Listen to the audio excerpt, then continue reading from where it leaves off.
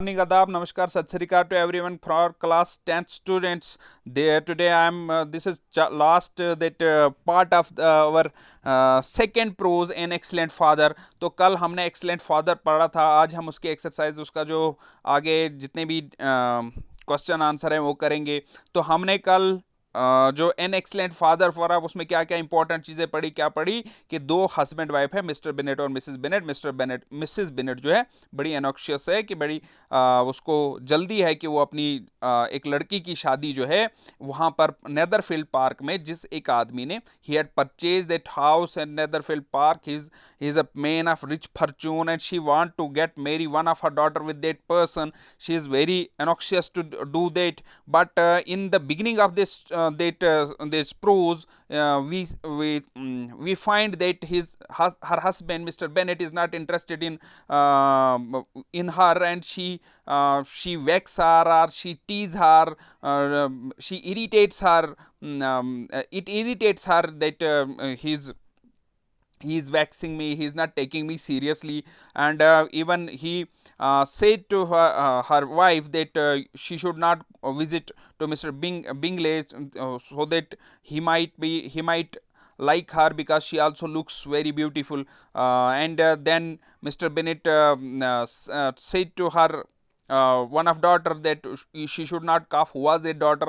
He said to one of his daughter was trimming hat, and he said to her daughter that Mr. Bingley might like it, that trimming that hat. And then one of daughter said to her mother that their one of their neighbor, she was there, and she had promised them to make your meeting with that Mr. Bingley in the assemblies. So this is whole story. But at the end of this prose, we find that Mr. Bennet had already visited Mr. Bingley, and and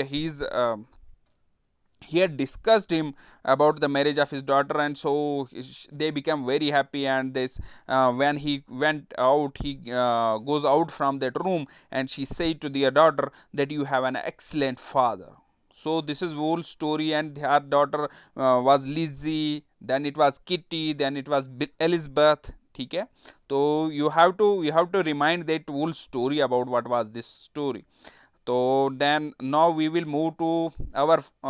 then yesterday मैंने आपको एक काम दिया था, एक आपने करना था, एक कैरेक्टर लिखना था.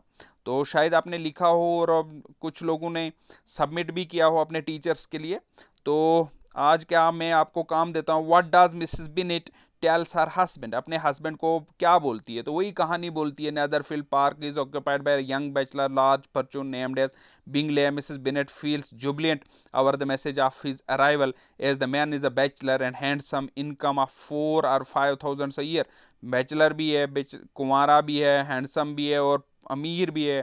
ठीक है, Mrs Bennet thinks him to be a good match for one of her three daughters. She tells her that this to Mr. Bennet and wants him to visit the young man and from the former acquaintance. Uh, who takes our Netherfield Park? Why is Mrs Bennet happy over it. किसने Netherfield Park को खरीदा है? तो simple सी बात है, सलमान खान हमारा भाई. ठीक है, मिस्टर बिंगले ने इसको खरीदा है. तो नेदरफील्ड पार्क को खरीदा है, और वो अनमेरिड भी है, यंग भी है. जो आपने इधर लिखा ना, वही आप इधर भी लिख सकते हो कि Netherfield park was occupied by young man. ये वाला ना, ये वाला जो है, ये आप इसमें ऐड कर सकते हो. ये कोई ज़रूरी नहीं कि आप भी बिल्कुल ऐसे लिखें. तो उसके बाद why is Mr Bennet happy over it, क्योंकि वो खुश है. Because she thinks that one of our daughter will get adjusted with him. तो एक लड़की की शादी जो है उसके साथ कराना चाहती है.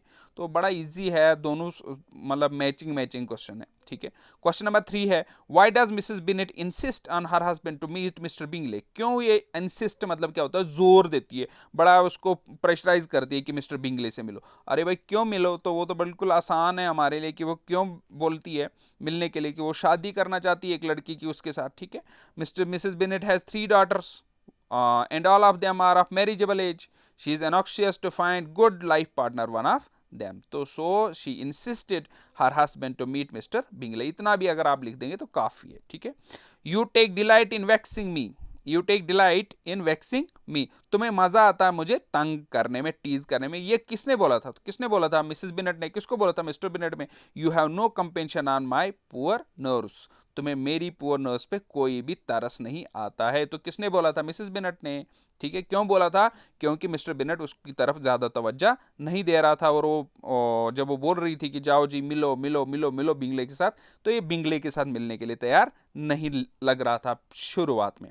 Mrs. Bennet is very particular that her husband pays a visit to Mr. Bingley, which will help in getting one of her daughter married to a rich man, but gets cold response from him. तो ऐसा करके वो जब response cold मिलता है, उसको अच्छा नहीं मिलता है, तो उसको लगता है कि इसका हस्बैंड जो उसको वेक्स कर रहा है।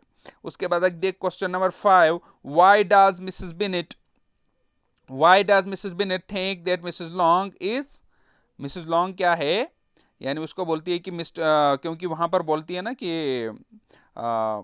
मिसेस लॉन्ग जो है, उसकी एक लड़की बोलती है कि मिसेस लॉन्ग हमारी मीटिंग उसके साथ करा देगी, तो वो बोलती है कि वो भी धोखेबाज है। Mrs long had promise that she would introduce she would introduce, क्योंकि वो बोलती है कि वो सेल्फिश क्यों है। ठीक है, तो वो उसने बोला है मिसेस लॉन्ग ने कि मैं आपको इंट्रोड्यूस कराऊंगी, आपको असेंबली में उसकी मीटिंग कराऊंगी, but Mrs Bennet does not believe, उसको यकीन ही नहीं है कि वो हमारी मीटिंग कराएगी। ठीक है, क्योंकि वो बड़ी उतावली है कि कुछ ना कुछ हो जाए, वो उसको लगता है कि हो सकता है उसका अपना कोई रिलेटिव है, उसकी शादी करा देगी, हमारी बच्चों की रह जाएगी।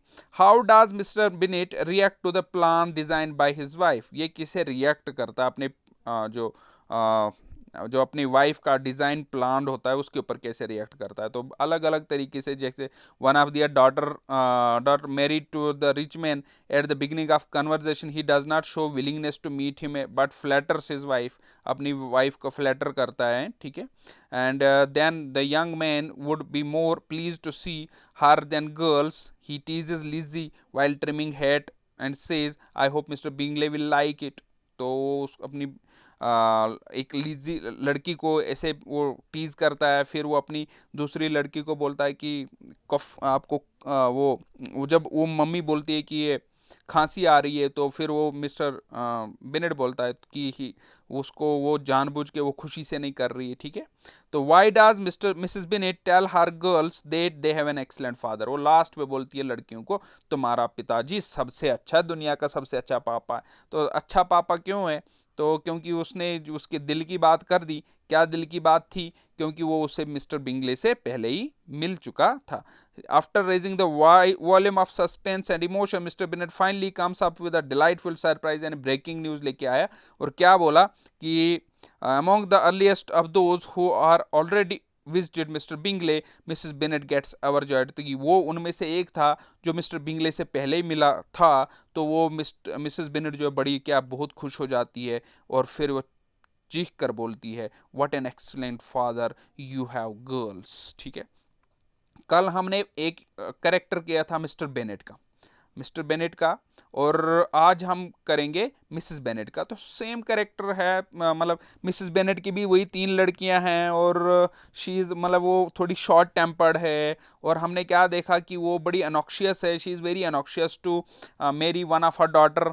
फिर वही लिखेंगे कि there was one man of good fortune, he was bachelor and handsome, he had occupied the Netherfield Park। ठीक है, तो फिर हम बोल सकते हैं कि Mrs Bennet seems to be a very selfish woman. ठीक है, she is very fond of money and fame, her main concern of life is, मतलब उसकी ज़िंदगी का मकसद कुछ नहीं है कि अपनी लड़कियों की शादी किसी अमीर आदमी से करे। शी इंसिस्ट, अपने हस्बैंड को बड़ा इंसिस्ट करती है कि बिंगले से मिलो, क्योंकि उसके पास पैसा है, दौलत है, सुंदर है, ये है वो है, तो उसके साथ जल्दी मिलो और हमारी लड़कियों की शादी फिक्स कर दो। और जब वो मना कर देता है तो उसको बड़ा गुस्सा आता है, और फिर वो अपने हस्बैंड को ऐसा वैसा कह देती है, you have no control on my nerves and compassion on my nerves, and you take delight in vexing me. So these are some things which shows that she is very obnoxious, she is very short tempered। ठीक है, तो ये वाला character जो है Mrs Bennett का बनता है। तो कल आप जो है ना, एक तो कैरेक्टर आप मिसेस बेनेट करेंगे, और कम की मिस्टर बेनेट का तो कैरेक्टर आपने किया है, तो आज जो है सॉरी आज जो है मिसिस बेनेट का करेक्टर भी आप करेंगे और साथ में ये क्वेश्चन भी। तो साथ में अगर आपने समरी अच्छी की हो ना, समरी अच्छी तरह प्रिपेयर की होगी, तो ये आपको आसानी से, यानी जो आपको मिस्टर बेनेट मिसिस बेनेट का आंसर आएगा, वही आंसर जो है, वही जो है इन क्वेश्चंस में भी आप एडजस्ट कर सकते हो, है ना। तो आगे पीछे करके आपने समरी को रिवाइज करना है 2-3 बार। समरी को कोशिश करनी है कि आपने इंग्लिश में बोलें और उसको रिवाइज करें, तो आप आसानी से इसको कर सकते हैं। तो thank you once again for watching me and doing this noble job of studying at home, staying at home. Thank you once again.